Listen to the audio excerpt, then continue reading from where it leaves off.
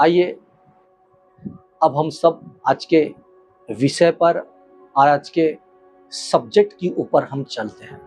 तो सबसे पहले मैं आप सबों का फिर से प्रभु यीशु मसीह में स्वागत करता हूं। सभी भाई बहनों को मैं धन्यवाद भी करता हूं और प्रभु में आप सब अच्छे हैं, भले चंगे हैं, इसके लिए प्रभु का मैं कोटि कोटि धन्यवाद भी करता हूं। तो आज का जैसे विषय है वो बहुत ही महत्वपूर्ण विषय है जिसे एक विश्वासी को जानना बहुत ज़्यादा ज़रूरी है, और वो विषय है प्रार्थना, वो विषय है प्रेयर। और जिस दिन एक विश्वासी जिस दिन परमेश्वर में उद्धार पाता है, उसी दिन से परमेश्वर चाहता है कि वो उद्धार पाया हुआ व्यक्ति क्या करे, प्रार्थना करे और प्रार्थना योद्धा बन जाए। आज हम इसी विषय पर बात करेंगे, इसी विषय पर हम चर्चा करेंगे और सीखेंगे कि परमेश्वर हम सबको क्या बनाना चाहता है, ताकि हम परमेश्वर में हम सदा क्या रहें, आनंदित रहें और परमेश्वर के साथ सदा मिलकर हम रह सके। आज का जो विषय है प्रार्थना, इस विषय पर मैं आज आपसे बात करने जा रहा हूँ। यदि आप मेरे YouTube चैनल में नए हैं तो मैं चाहता हूं कि मेरे YouTube चैनल को आप सब्सक्राइब कीजिए, आइकन बेल दबाइए, लाइक कीजिए, ताकि जब भी कोई नया वीडियो मैं अपलोड करूं तो उसका नोटिफिकेशन आप तक पहुंच सके। यदि आप मुझे फेसबुक में फॉलो करते हैं तो मैं चाहता हूं कि आप फेसबुक में इसे ज़्यादा से ज़्यादा शेयर करें, ताकि यीशु मसीह की खरी शिक्षा, यीशु मसीह की जो सही शिक्षा है वो लोगों तक पहुँच सके, वो लोगों तक पहुंचाई जा सके। उसका एक बहुत अच्छा जरिया है कि आप जब इसे पाते हैं तो मैं चाहता हूं कि आप इसे ज़्यादा से ज़्यादा लोगों तक शेयर करें। तो मैं फिर से आता हूं, आज का जो विषय है प्रार्थना, जिसे इंग्लिश में कहते हैं प्रेयर, इस विषय पर मैं आपसे आज बात करने जा रहा हूं। मैं चाहता हूं यूट्यूब और फेसबुक वालों को कि जब आप इस वीडियो को देखते हैं तो मैं चाहता हूं कि आप इस वीडियो के अंत तक बने रहें, ताकि आप आज का जो विषय है, आज का जो टॉपिक है वो बहुत ही सीखने लायक है, और वो है प्रार्थना, वो है प्रेयर। उद्धार पाते ही आपको प्रार्थना योद्धा बनना पड़ेगा। क्यों?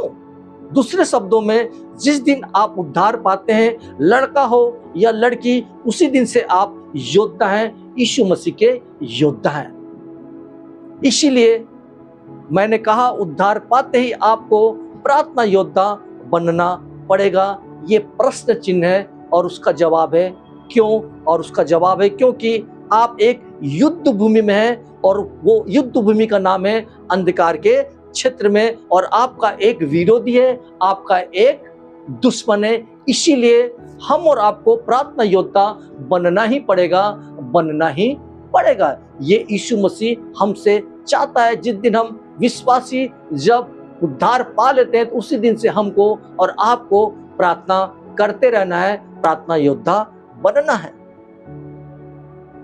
1 पतरस 5:8 में क्या कहता है, इसे हम देखेंगे। 1 पतरस उसका 5 अध्याय उसका 8वां पद, जिसको मेरी बेटी पढ़ेगी। हालेलुया। 5:8। सचेत हो और जागते रहो, क्योंकि तुम्हारा विरोधी शैतान गरजने वाले सिंह के समान इस खोज में रहता है। बस सचेत हो और जागते रहो, क्योंकि तुम्हारा विरोधी शैतान, ऐसा नहीं लिखा है कि वह तुम्हारा दोस्त है, ऐसा नहीं लिखा है कि वह तुम्हारा पड़ोसी है, लिखा है वो आपका विरोधी है, वो आपका दुश्मन है, जिसके चलते मैंने कहा आप एक युद्ध भूमि में हैं। जिस दिन आप यीशु में उद्धार पा लेते हैं उसी दिन से आपका युद्ध शुरू हो जाता है, जिसके चलते लिखा है प्रार्थना योद्धा आपको और हमको बनना पड़ेगा। क्यों? क्योंकि आप सभी एक युद्ध भूमि में, आपका एक विरोधी है, आपका एक दुश्मन है, जिसे मैंने 1 पतरस 5:8 में बताया। सचेत हो और जागते रहो, क्योंकि तुम्हारा विरोधी शैतान क्या है, गरजने वाले सिंह के समान खड़ा है कि कब किसको फाड़ के खा जाए। इसलिए हम और आपको प्रार्थना करना विशेष जरूरी है। प्रार्थना ही हमको परमेश्वर से मिलाता है, क्योंकि आज हम बहुत कुछ सीखेंगे, इसके बेनिफिट सीखेंगे। प्रार्थना का मकसद सीखेंगे, हमारी प्रार्थना को कौन कौन रोक सकता है, इसे भी आज के विषय में हम सीखेंगे।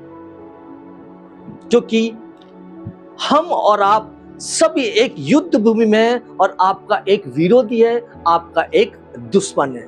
आज 90% मसीह समाज प्रार्थना योद्धा नहीं बन पा रहा है, बल्कि अपाहिज बनते चले जा रहा है। क्या बनते चला जा रहा है? अपाहिज, जिसको कहते हैं अपंग हो गया है, जिसको बैसाखी की जरूरत पड़ गई है, जिसको कहते हैं यह प्रार्थना में कमजोर पड़ता जा रहा है, क्योंकि एक दुश्मन है हम सबका। लेकिन दुख की बात है 21वीं सदी में 90% मसीह समाज प्रार्थना योद्धा नहीं बन पा रहा है, बल्कि अपाहिज बनते चले जा रहा है, अपाहिज बनते चला है। इसके पीछे हाथ किसका है? हम जैसे बाइबल टीचरों का, हम जैसे बाइबल शिक्षकों का।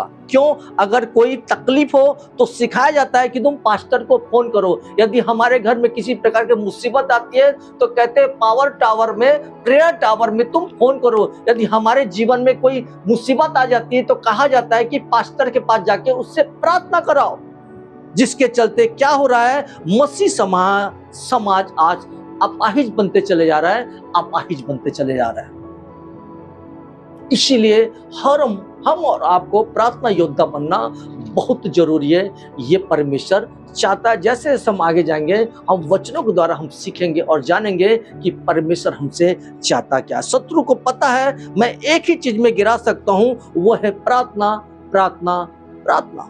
जिसके चलते मुझे दुख है, मसीह समाज के युवा सिंगिंग में टॉप पर है, वर्शिप में टॉप पर है, बाकी चीजों में टॉप पर है, लेकिन जब बारी आती है ना प्रार्थना की तो वो फुस हो जाते हैं, वो फेल हो जाते हैं, वो खत्म हो जाते हैं, उसकी पेट्रोल खत्म हो जाती है। हाँ या ना? क्योंकि आज के वर्शिप जो नए लोग हैं बाकी चीजों में टॉप पर रहते हैं, चाहे वो सिंगिंग हो, चाहे वर्शिप हो, चाहे और भी जो एक्टिविटी चर्च में, तो उसमें सब में आगे रहते हैं आज के जवान, आज के युवा पीढ़ी। लेकिन जैसे प्रार्थना की बारी आती है तो वो फुस हो जाते हैं और वे सब क्या हो जाते हैं? उसका पेट्रोल जैसे मानो खत्म हो जाता है। याकूब 5:16 देखते हैं क्या कहता है। याकूब 5:16 कहता है, धर्मी जन की प्रार्थना से के प्रभाव से बहुत कुछ हो सकता है। हर वो व्यक्ति धर्मी है जिसका उद्धार हो चुका है, जिसके पास में यीशु है वो सब धर्मी है। आप जिस दिन यीशु पर विश्वास करते हैं उसी दिन से आप धर्मी हैं। लिखा है याकूब 5:16 में, पढ़ेगी मेरी बेटी। इसलिए तुम आपस में एक दूसरे के सामने अपने अपने पापों को मान लो। 5:16 वही है। अच्छा चलो सॉरी। इसलिए तुम आपस में एक दूसरे के सामने अपने अपने पापों को मान लो। हाँ। और एक दूसरे के लिए प्रार्थना करो जिससे चंगे हो जाओ। धर्मी जन की प्रार्थना के प्रभाव से बहुत कुछ हो सकता है। इसका मतलब है आप जब प्रार्थना करते हैं प्रभाव पड़ता है। आप जब प्रार्थना करते हैं 10 मिनट का हो, 20 मिनट का हो, आधा घंटा का हो, 1 घंटा का हो, तो उसका क्या बोलता है? प्रभाव पड़ता है। प्रश्न उठता है कहाँ पड़ता है? लिखा है दुष्ट आत्मा पर बहुत कुछ होता है। धर्मी जन की प्रार्थना के प्रभाव से बहुत कुछ हो सकता है। कहाँ हो सकता है? आत्मिक दुनिया में, अंधकार की दुनिया में क्या बोलता है? बहुत कुछ हो सकता है। सूफा फूकने से प्रभाव नहीं पड़ेगा, वर्शिप करने से कोई प्रभाव नहीं पड़ेगा, सिंगिंग करने से कोई प्रभाव नहीं पड़ेगा। लिखा याकूब की पत्री उसके 5:16 में, धर्मी जन की प्रार्थना के प्रभाव से सब कुछ हो सकता है, सब कुछ हो सकता है। मेरे प्रिय, मेरे भाई, मेरे बहनों, हम और आपको एक ही चीज करना है, सिर्फ प्रार्थना करना है, क्योंकि प्रार्थना ही हमारे लिए दरवाजे खोलता है, हमारे लिए दरवाजे खोलता है। आज हम इसे भी सीखेंगे किसकी प्रार्थना को परमेश्वर रोकता है। हम ये भी सीखेंगे कि हमारी प्रार्थना परमेश्वर क्यों नहीं सुनता है। ये सब चीज सीखेंगे। शैतान कभी नहीं चाहेगा कि आप प्रार्थना योद्धा बने, और वो कभी नहीं चाहता है, कौन? शैतान यानी लूसीफर कभी नहीं चाहता है कि आप प्रार्थना योद्धा बने, प्रार्थना योद्धा बने। वो नहीं चाहेगा। वो क्या चाहता है पता है? मैं इसे बताने जा रहा हूं। वो चाहता है कि पूरी जिंदगी आप पास्टर और चर्च के चक्कर लगाते रहो पूरी जिंदगी। किसके चक्कर? पास्टर के चक्कर। किसके चक्कर? चर्च के चक्कर लगाते रहो। मैं ये नहीं कह रहा कि आपको पास्टर से प्रार्थना नहीं करवाना, मैं ये नहीं कह रहा कि आपको चर्च नहीं जाना। मैं कहना चाह रहा हूं कि आप खुद प्रार्थना क्यों नहीं कर रहे? प्रश्न उठता है ये। और परमेश्वर चाहता है हर एक विश्वासी जिस दिन उद्धार पाता है उसको खुद को प्रार्थना करना आना ही चाहिए। यदि तुम्हारा पास्टर जिससे तुम प्रार्थना करवा रहे हो, यदि वो मर जाए, यदि वो गुजर जाए, फिर तुम किसके पास प्रार्थना करने जाओगे? स्वाभाविक है आप यीशु मसीह के पास ही जाएंगे। तो पहले से ही आपको ये सीखना चाहिए कि हमको प्रार्थना करना आना चाहिए। प्रार्थना योद्धा हम और आपको बनना ही पड़ेगा। हालेलुया। और शैतान कभी नहीं चाहता है कि हम और आप प्रार्थना योद्धा बने। शैतान कभी नहीं चाहता कि हम प्रार्थना योद्धा बने। आज का विषय क्या है? प्रार्थना, प्रेयर। इसी पर हम और आप बात कर रहे हैं, इसी पर हम और आप सीख रहे हैं। हालेलुया। दूसरी तरफ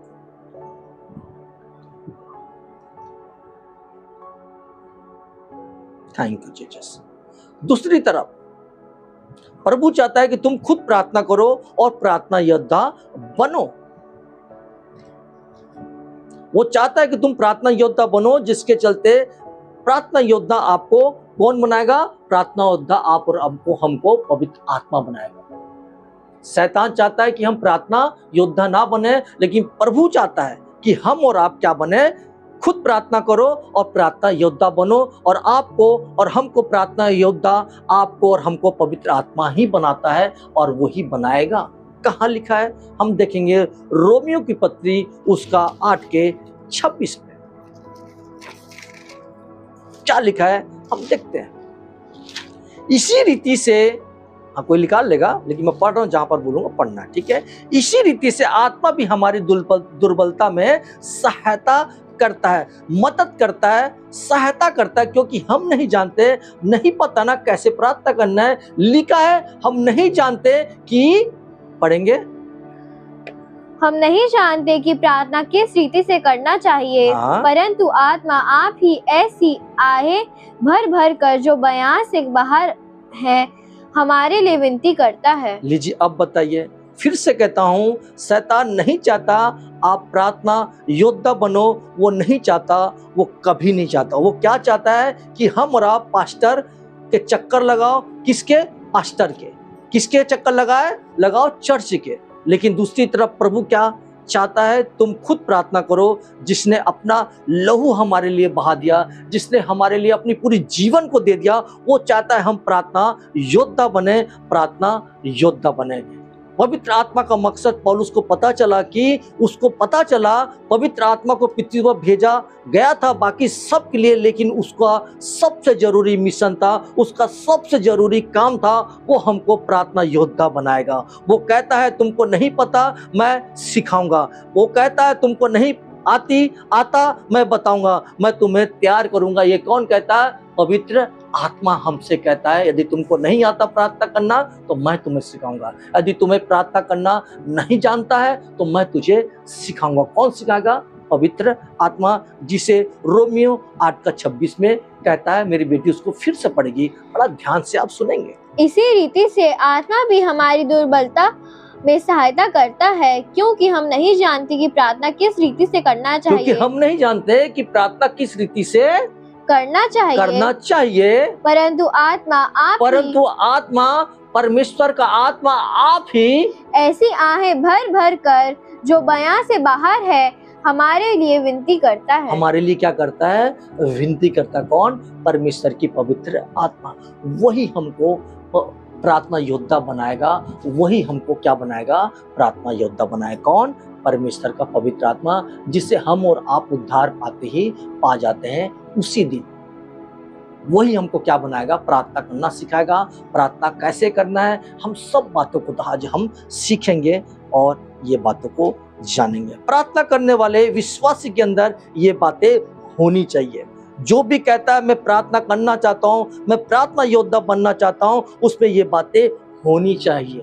कौन सी बातें मैं आज आपको बताने जा रहा हूँ। कौन कौन सी वो बातें हैं जिसे एक प्रार्थना करने वाले विश्वासी के अंदर ये बातें होनी चाहिए, जो ये कहता है कि मैं प्रार्थना योद्धा बनना चाहता हूँ, मैं प्रार्थना करना चाहता हूँ। क्या आप जानना चाहते हैं? तो मैं आपके सामने रखने जा रहा हूँ। Hallelujah Jesus, thank you Jesus. मैं समझता हूँ कि यहाँ तक आप लोगों ने बातों को सीखा और समझा, क्योंकि आज का जो टॉपिक है बहुत ही महत्वपूर्ण है, बहुत ही जानने लायक है, क्योंकि जब हम इसे ही नहीं जानेंगे तो हमारा आपका परमेश्वर से रिश्ता कैसे बनेगा। सबसे पहला है परमेश्वर का ज्ञान, दूसरा है वचन का ज्ञान। मैं बता रहा था कि प्रार्थना करने वाले विश्वासी के अंदर ये बातें होनी ही चाहिए। पहला है परमेश्वर का ज्ञान, दूसरा है वचन का ज्ञान और तीसरा है बुद्धि और ज्ञान। परमेश्वर का ज्ञान क्यों? जिससे प्रार्थना कर रहा है उसको परमेश्वर की पहचान होनी चाहिए। वो परमेश्वर क्या चाहता है, वो परमेश्वर कौन है, वो परमेश्वर कैसा है, ये एक प्रार्थना करने वाले योद्धा को पता होना चाहिए। प्रार्थना के लिए दूसरा बहुत इंपॉर्टेंट बात है वह है वचन का ज्ञान, क्योंकि जब वचन पता होगा आपको प्रार्थना करने में ताकत मिलती है, आपको प्रार्थना करने में विजडम मिलता है। हमको वचन का ज्ञान होना भी आना ही चाहिए। एक विश्वासी के अंदर जो प्रार्थना योद्धा बनना चाहता है उसके अंदर में ये क्वालिटी होना ही चाहिए। सबसे पहले परमेश्वर का ज्ञान, वचन का ज्ञान और तीसरा है बुद्धि और ज्ञान। तीसरा बुद्धि और ज्ञान ये बताता है कि कैसे प्रार्थना करें, क्या शब्दों का इस्तेमाल करना है, कैसे प्रार्थना करना है। ऐसा नहीं कर सकता ना, तू सर्वशक्तिमान है, तू महान है, तू आदि और अंत है, मेरे पड़ोसी का सत्यानाश कर दे। हम ऐसा प्रार्थना नहीं कर सकते, इसलिए हमको बुद्धि और ज्ञान होना भी जरूरी है। हम ये प्रार्थना नहीं कर सकते कि जो मेरे विरोध में है उनको कीड़े लग जाए, मैं ऐसा भी नहीं कर सकता, क्योंकि इसके लिए हमको बुद्धि और ज्ञान की जरूरत है।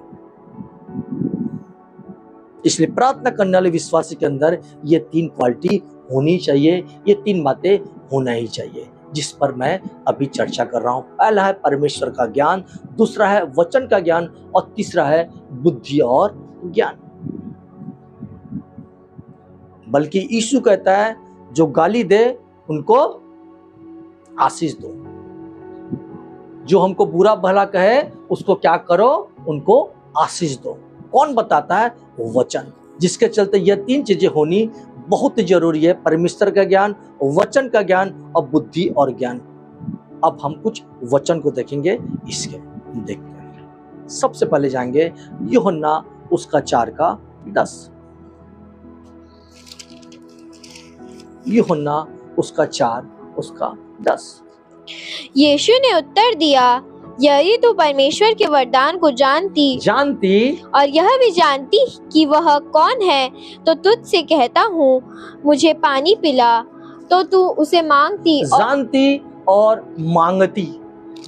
ऊपर दिया है जानती, यदि यीशु को जानती तो उससे मांगती और वह तुझे जीवन का जल देता। मतलब पहले जानो फिर मांगो, जब तक नहीं जानेंगे तब तक कैसे हम मांगेंगे। इसलिए हमको बुद्धि और वचन और परमेश्वर का ज्ञान होना बहुत जरूरी है, क्योंकि जब तक तुम जानोगे नहीं तो मांगोगे कैसे।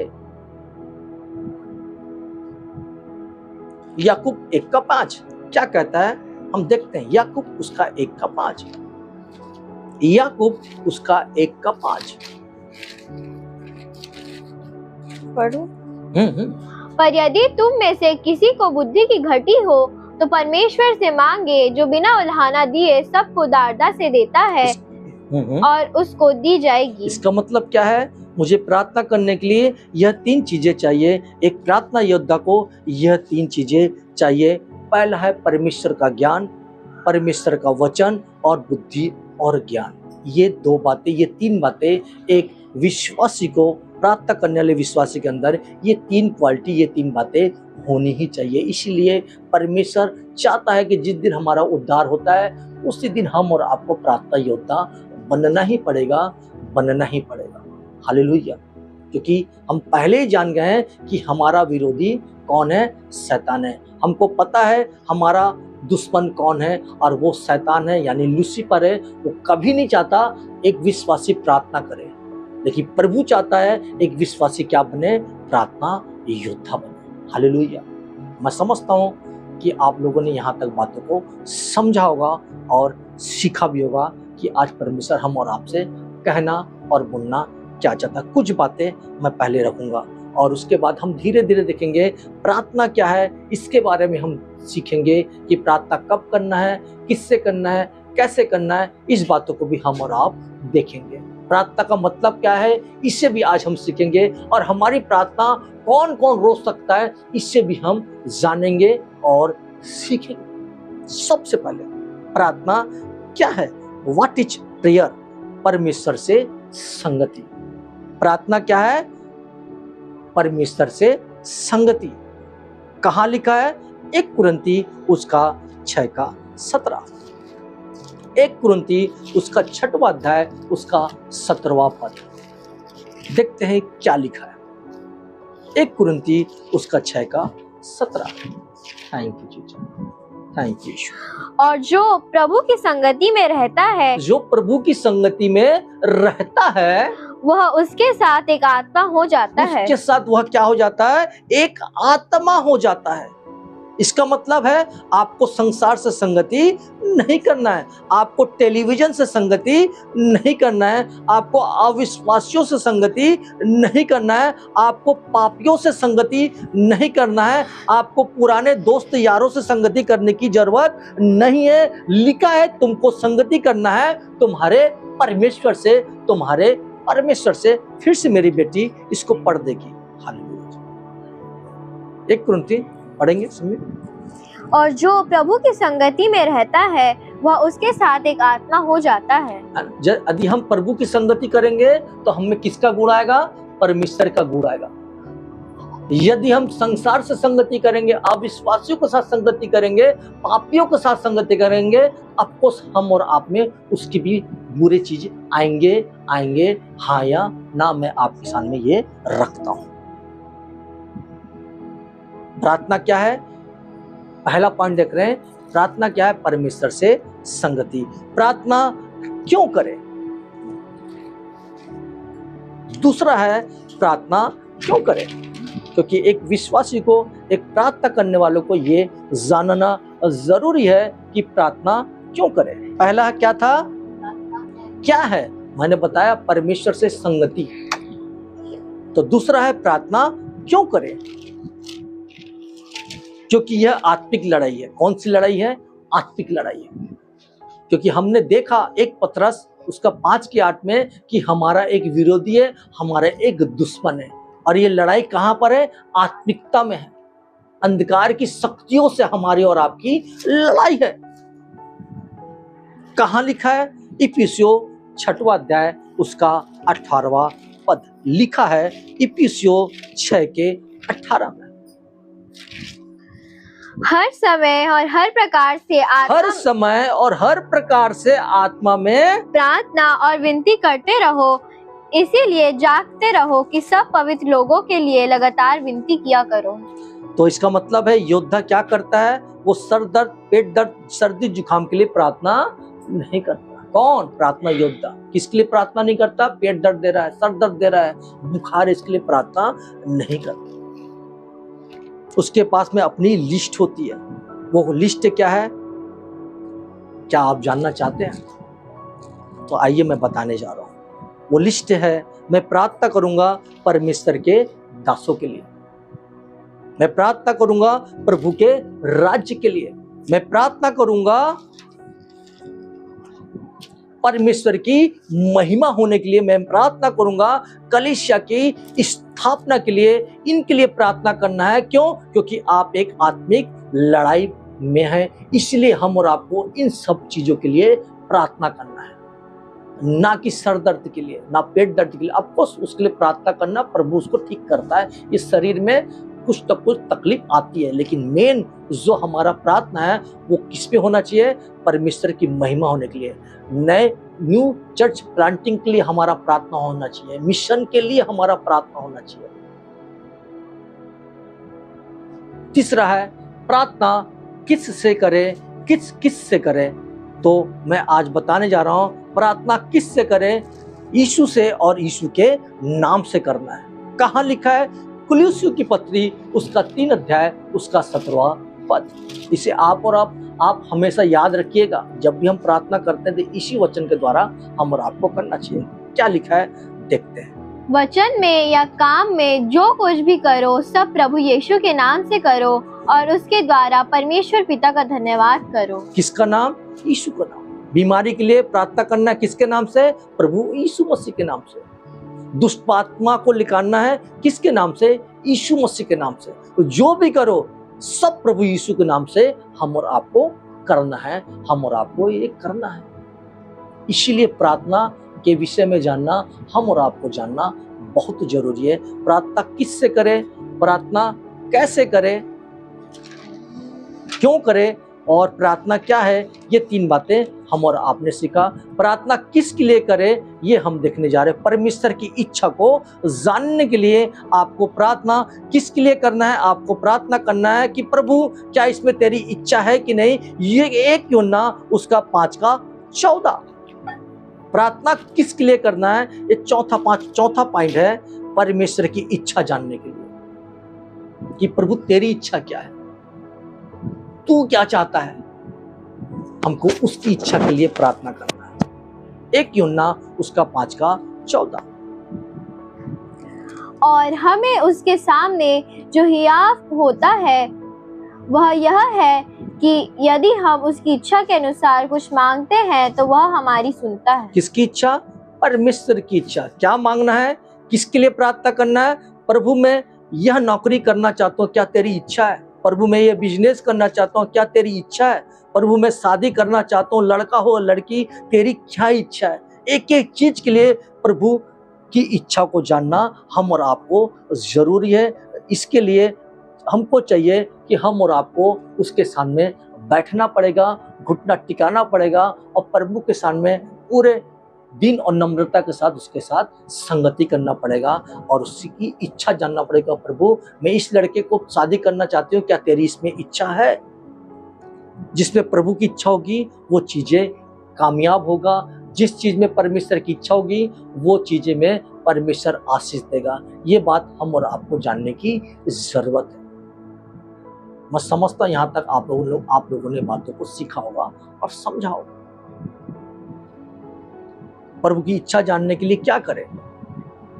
प्रभु की इच्छा जानने के लिए क्या करें? सिंपल, आपका वो क्या है? पिता। आप उनके क्या हो? बेटा बेटी। यदि आप अपना रिश्ता मजबूत नहीं किया तो परमेश्वर आपसे बात कैसे करेगा? आपको अपना रिश्ता परमेश्वर के साथ मजबूत करना ही पड़ेगा। और इसका एक ही रास्ता है कि परमेश्वर तू जैसा है वैसा मैं भी बनूं। इसके लिए प्रभु जी उसकी इच्छा को जानना हम और आपको जानना बेहद जरूरी है। यदि हम संसार में हैं, यदि हमारे अंदर में गाली है तो परमेश्वर कभी हमारी प्रार्थना को उत्तर नहीं देगा। यदि हमारे में अंदर में कोई बुराइयां हैं तो परमेश्वर हमारी प्रार्थना को कभी नहीं सुनेगा। इसके लिए हमको परमेश्वर की इच्छा को जानना बहुत जरूरी है। जब उसकी इच्छा हमारे जीवन पर होगी तो हमारी हर एक प्रार्थना परमेश्वर सुनेगा। 5वां है प्रार्थना कहाँ करें? कहीं भी। आप चाहे जंगल में हो आप प्रार्थना कर सकते हो, आप चाहे पहाड़ पर हो आप प्रार्थना कर सकते हो, आप चाहे गांव हो चाहे शहर में हो आप प्रार्थना कर सकते हो, आप चाहे बाथरूम में हो, चाहे आप बेडरूम में हो, चाहे किचन में हो, चाहे रोड में हो, आप जहां भी हो परमेश्वर कहता है कि आप प्रार्थना कर सकते हो। कुछ लोग पूछ सकते हैं, लेकिन मैं उनसे पूछ सकता हूँ, बोलता हूँ कि परमेश्वर जब प्रार्थना करने जाता था तो पहाड़ में जाता था। जब परमेश्वर यीशु मसीह प्रार्थना करने जाता था तो जंगल की ओर जाता था। वो रास्तों में चलते चलते प्रार्थना करता था। यस या नो? तो मैं ये बताना चाहता हूँ प्रार्थना कहाँ करें? कहीं भी आप कर सकते हैं। हैं, चाहे वो आपका बेडरूम हो, चाहे वो बाथरूम हो, चाहे वो किचन हो सकता है, चाहे शहर हो सकता है, चाहे उठते बैठते चलते फिरते हर समय आप प्रार्थना कर सकते हैं, आप प्रार्थना कर सकते हैं। इसके लिए कोई बॉन्ड आपके सामने नहीं है, नहीं है और नहीं है। प्रार्थना छठवा है, प्रार्थना कौन कौन कर सकता है? इसका उत्तर है, जवाब देना है, कोई भी कर सकता है। नया विश्वासी, पुराना विश्वासी, बच्चा, पुरुष, स्त्री, कोई भी व्यक्ति प्रार्थना कर सकता है। जिस दिन हम परमेश्वर को, यीशु मसीह को अपना उद्धारकर्ता स्वीकार करते हैं और जिस दिन हमको परमेश्वर उसी दिन जब पवित्र आत्मा दे देता है, तो हम उसी दिन से प्रार्थना करना हम और आपके ये मैंडेटरी है, ये कंपलसरी है, ये हम और आपको सीखना जरूरी है, क्योंकि हमारा विरोधी, हमारा दुश्मन हमको ताक में है कि कब हमको फाड़ के खा जाए। इसके लिए हम और आपको प्रार्थना की जरूरत है। जिसके जीवन में प्रार्थना की कमी है, उसके घर में परेशानियां आएगी ही आएगी। इसमें दूसरा टॉपिक में जा रहा हूं। मैंने कहा था कि प्रार्थना का मकसद क्या है और हमारी प्रार्थना को कौन कौन रोक सकता है, ये दो टॉपिक अभी बचा है। तो मैं जाता हूं, प्रार्थना का मकसद क्या है, क्या आप जानना चाहेंगे? क्या आप जानना चाहेंगे कि प्रार्थना का मकसद क्या है?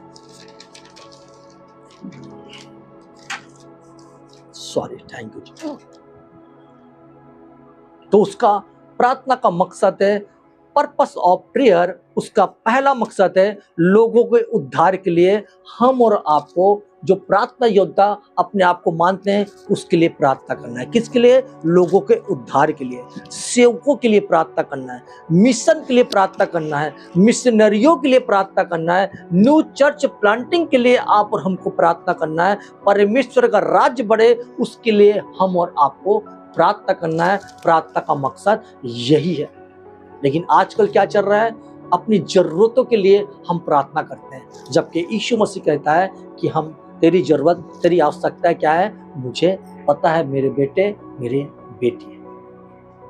हमको अपनी जरूरतों के लिए प्रार्थना नहीं करना है, लेकिन इतना प्रार्थना नहीं करना जैसे कि आजकल सो कॉल्ड पास्टर बड़े बड़े चर्चों में सिखाया जाता है, मांगो मांगो मांगो, क्योंकि लिखा है मांगो तो दिया जाएगा। लेकिन वो दूसरे संदर्भ में कहा गया है। जब हम न्यू चर्च के लिए, नए न्यू चर्च प्लांटिंग के लिए जब प्रार्थना करेंगे, तब हमारी प्रार्थना सुनता है परमेश्वर। और जब हमारी प्रार्थना इसके लिए हम करते हैं, नए लोगों को बचाने के लिए, उद्धार के लिए प्रार्थना करते हैं, सेवकों के लिए प्रार्थना करते हैं, लोगों के उद्धार के लिए प्रार्थना करते हैं, परमेश्वर का राज बढ़े, इसके लिए जब प्रार्थना करते हैं, तो प्रार्थना तब हमारा सफल होता है। और प्रार्थना का मकसद भी यही है। लेकिन आजकल दूसरा सिखाया जा रहा है। दूसरा मरकुस उसका 1:5 में, सॉरी। क्या ऐसी प्रार्थना यीशु करता था? क्या ऐसी प्रार्थना यीशु करता था? ऑफकोर्स करता था। मरकुस 1:35। सारे यहूदिया प्रदेश के और यरूशलेम के सब रहने वाले निकल कर उसके पास गए। 35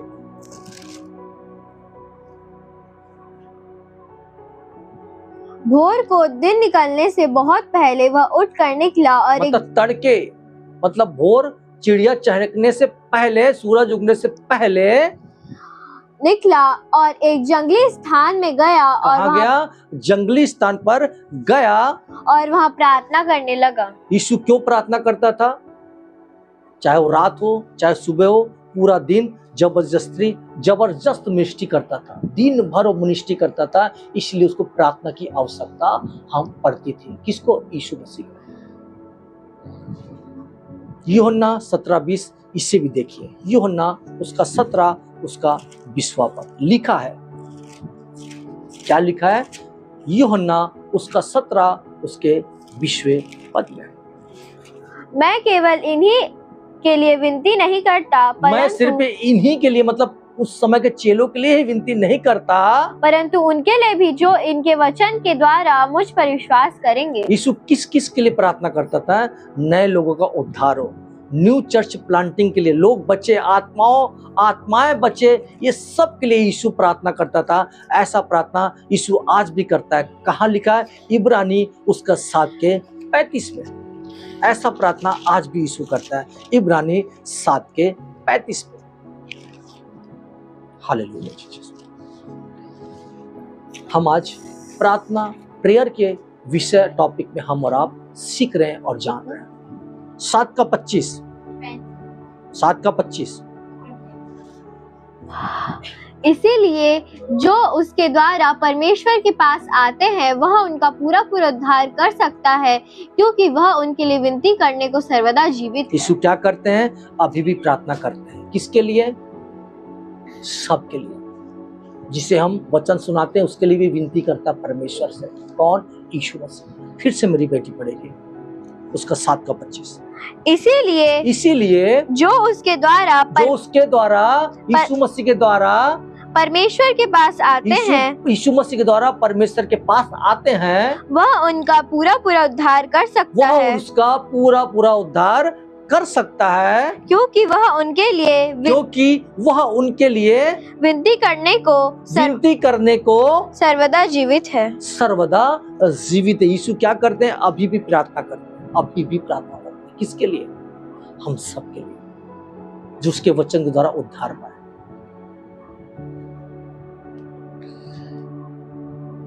कुलुस्सी 4 के 3 में पौलुस क्या कहता है, हम इसे देखें। पवित्र प्रार्थना का मकसद, उसका वचन बता रहा हूं आप लोगों को।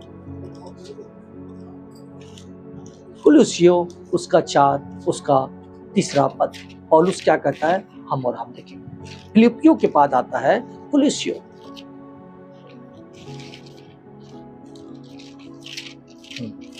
कुलुस्सियों 4 का 3।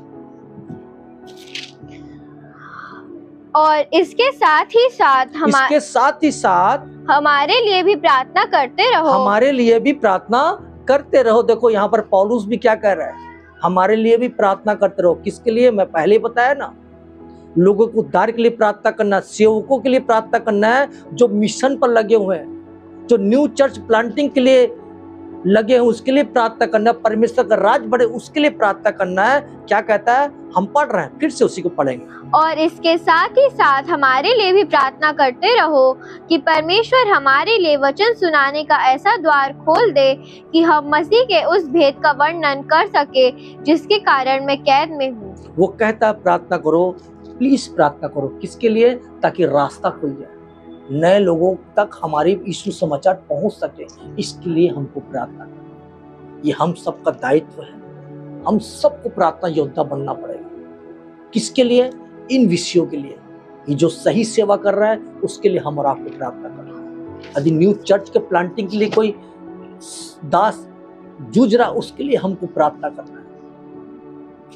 उद्धार के लिए लोगों को प्रार्थना करना है। आत्मा बचे, इसके लिए हम और आपको प्रार्थना करना है। हम और आपको प्रार्थना करना है। हालेलुया।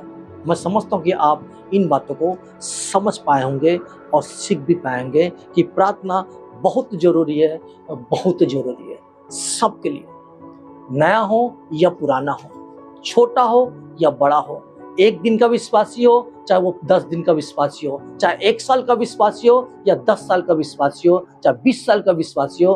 प्रार्थना बहुत जरूरी है, बहुत जरूरी, क्योंकि हमारा विरोधी शैतान, हमारा विरोधी दुश्मन हमको ताक में लगा कि कब इसको फाड़ के का। इसलिए हमको प्रार्थना करना बहुत जरूरी है, बहुत जरूरी।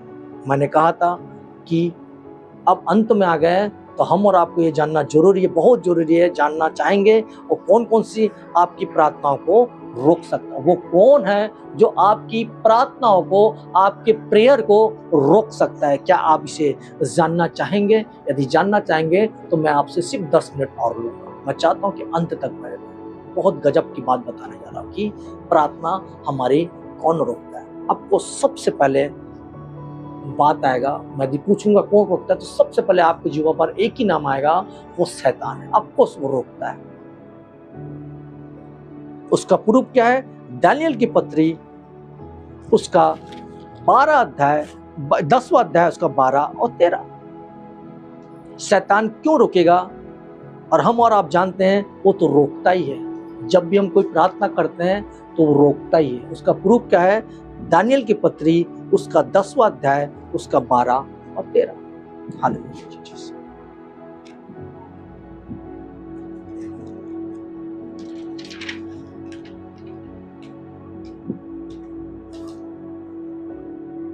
दानियल 10 का 12 तेरा। थैंक यू, मेरी बेटी पढ़ेगी। Thank you Jesus. फिर उसने मुझसे कहा, हे दानियल मत डर, क्योंकि पहले ही दिन जब तूने समझने बूझने के लिए मन लगाया और अपने परमेश्वर के सामने अपने को दिन किया, पहले 12 खत्म करेंगे, ठीक है? इसमें उसी दिन तेरे वचन सुने गए और मैं तेरे वचनों के कारण आ गया हूँ। तेरे वचनों के कारण आ गया हूँ। उसी दिन, जिस दिन दानियल प्रार्थना किया, उसका पर्पस क्या था? राज्य बचे, लोग बचे, उसकी मिनिस्ट्री बने। हम और आप दानियल के पत्री से हम सीख सकेंगे। दानियल हमेशा प्रार्थना किया करता था, क्योंकि वो गुलामी में था। आपको हमको ये जानना जरूरी है कि दानियल गुलामी में था और गुलामी रहते हुए भी वो प्रार्थना किया करता। 13 पढ़ेगी। लिखा है, पारस के राज्य का प्रधान 21 दिन तक मेरा सामना किया रहा। पारस का राजा कौन है? लूसीफर, शैतान। 21 दिन तक उसका प्रार्थना रोक कर रखा।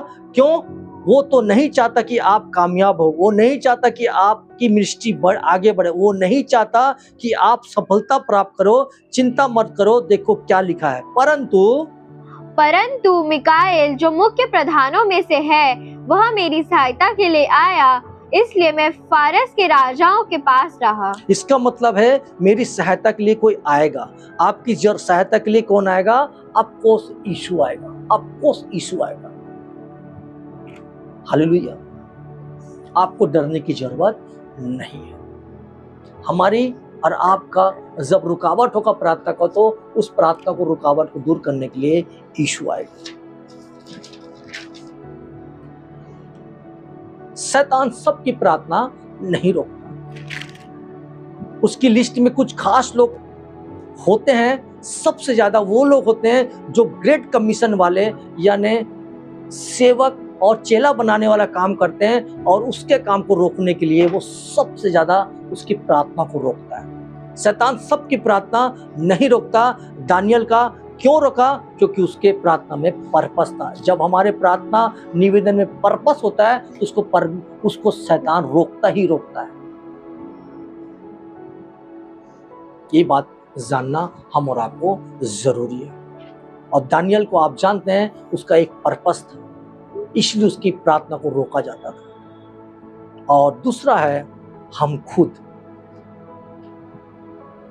मैं आपको बता रहा था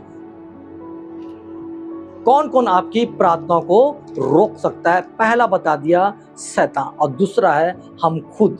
कैसे? हम खुद प्रार्थना की रुकावट है, हम खुद प्रार्थना की रुकावट है। क्या प्रूफ है? इसे देखिए, यशायाह 59 उसका 1 और 2।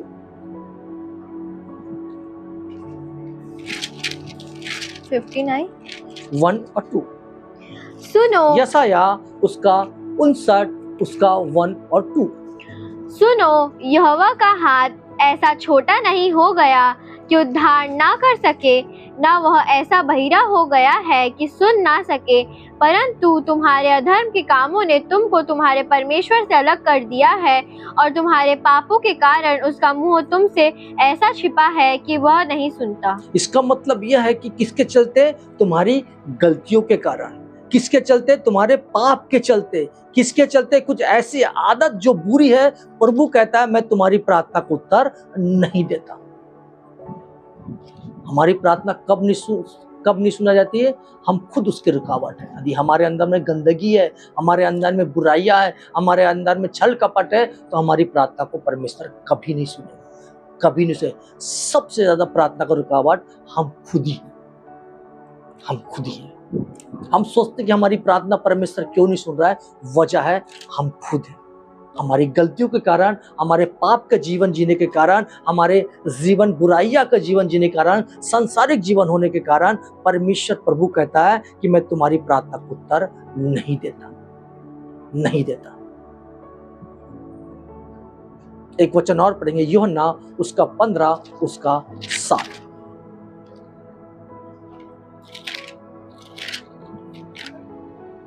15 उसका 7।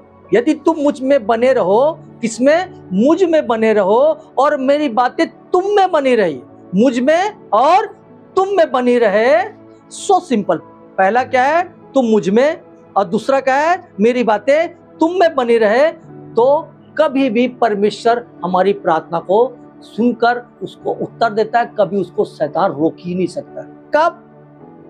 पढ़ेंगे 15 का 7। यदि तुम मुझ में बने रहो और मेरा वचन तुम में बना रहे तो जो चाहो मांगो और वह तुम्हारे लिए हो जाएगा। सबसे पहले क्या है? तुम मुझ में, और दूसरा क्या है? मेरी बातें तुम में बने रहे तो तुम जो चाहो वह तुम्हारे लिए हो जाएगा। और इसका उल्टा कर दो, यदि हम उसमें बने नहीं हैं, यदि उसकी बातें हम में बनी नहीं है, तो स्वाभाविक है हमारा प्रार्थना परमेश्वर कभी नहीं सुनेगा। यही रुकावट है, हम खुद रुकावट है। हमारी प्रार्थना को ना सुनने का वजह हम खुद है। यह वचन बताते हैं। एक वचन और पढ़ेंगे, उसके बाद मेरा संदेश यही खत्म हो जाएगा, जो कि जबरदस्त है। मत्ती उसका 7वां अध्याय उसका 13वां पद।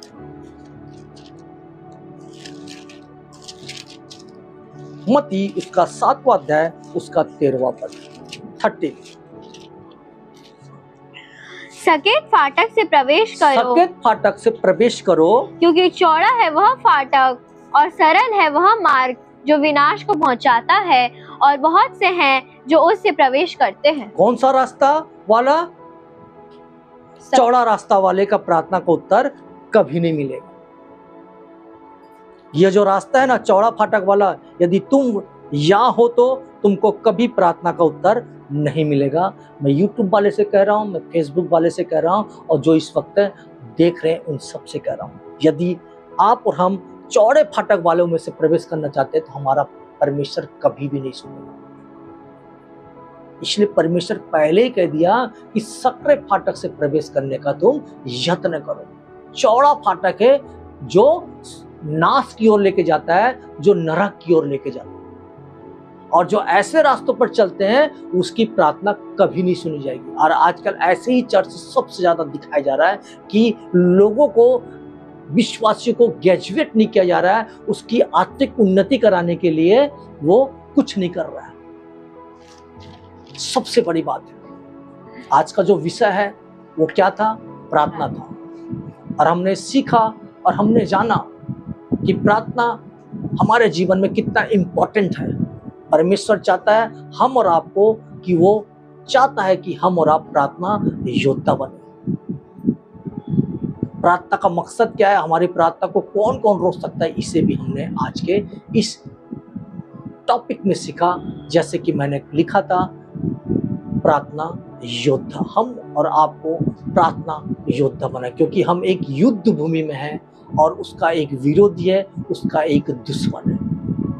इसीलिए हम और आपको प्रार्थना करना पड़ेगा इन सब से बचे रहने के लिए। नहीं तो दुष्ट आत्मा कब आ जाएगा, दुष्ट आत्मा कब हमारे जीवन में खेल देगा, हमको पता ही नहीं चलेगा। क्योंकि इन बंधनों को सिर्फ तोड़ता कौन है?